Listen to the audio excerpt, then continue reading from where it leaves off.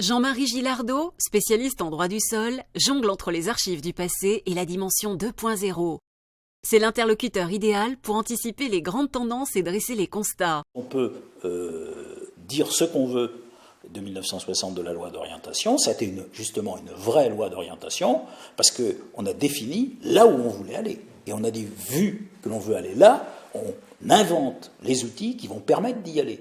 Les sociétés d'aménagement foncier auront à intervenir afin de permettre que les cessions de terres se fassent au profit des petites exploitations et non pas au profit des grandes.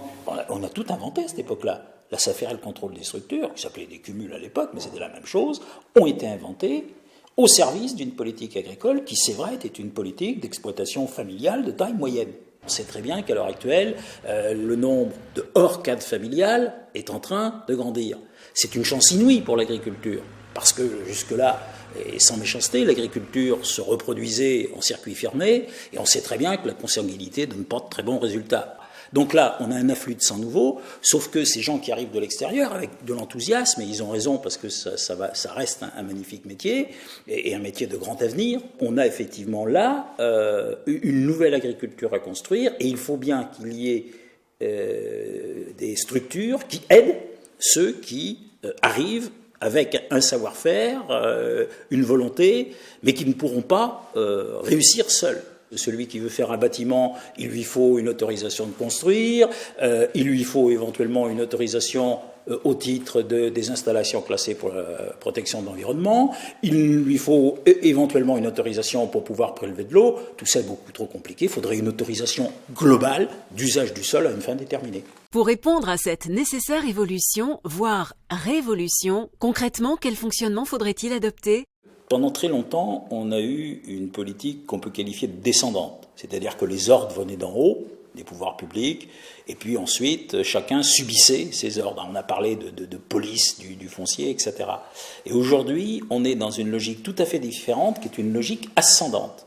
C'est-à-dire que ce sont aux territoires de se saisir de projets, de les construire, et ensuite d'aller les présenter.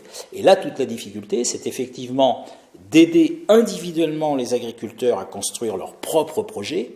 On a besoin de quelqu'un qui vienne les aider. Et là, je pense que les SAFER ont un rôle extrêmement important à jouer, alors différent de celui auquel elles étaient habituées jusqu'à aujourd'hui, mais qui me semble bigrement passionnant.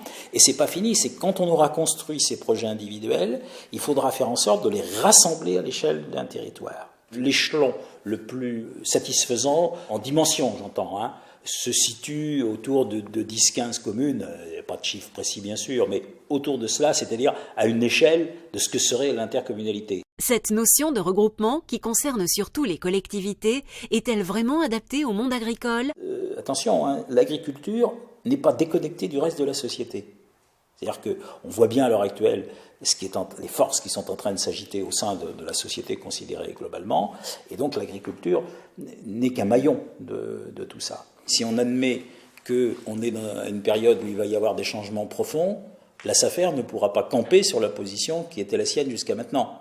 Il va falloir qu'elle, au minimum, s'adapte à ces changements et mieux les précède et aide à leur réalisation. Et par exemple, à quel type de changement profond les organismes fonciers doivent-ils se préparer ? On évoquait tout à l'heure les sociétés ou les investisseurs qui pouvaient acheter des dizaines de milliers d'hectares.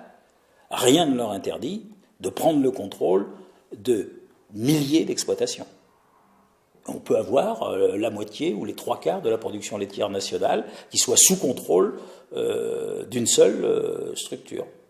Autrement dit, les agriculteurs, dans ce schéma-là, deviendront ni plus ni moins que des prestataires de services. Demain, il n'y aura peut-être plus de petits producteurs de blé, de lait, de viande, de ce que vous voulez. Moi, je pense qu'il y aura les deux. Il y aura un artisanat plus ou moins d'art, justement, comme son nom l'indique, un point d'artisanat, qui subsistera. Soit on laisse tout ça se faire de soi-même, et on verra bien ce que ça donne, soit il y a de l'interventionnisme, et s'il y a de l'interventionnisme, il faut définir le cap. Il n'y a pas de 36 solutions, il n'y en a que deux.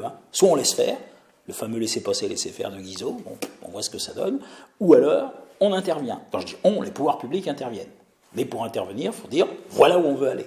Est-ce que la profession agricole est prête à accepter ça ?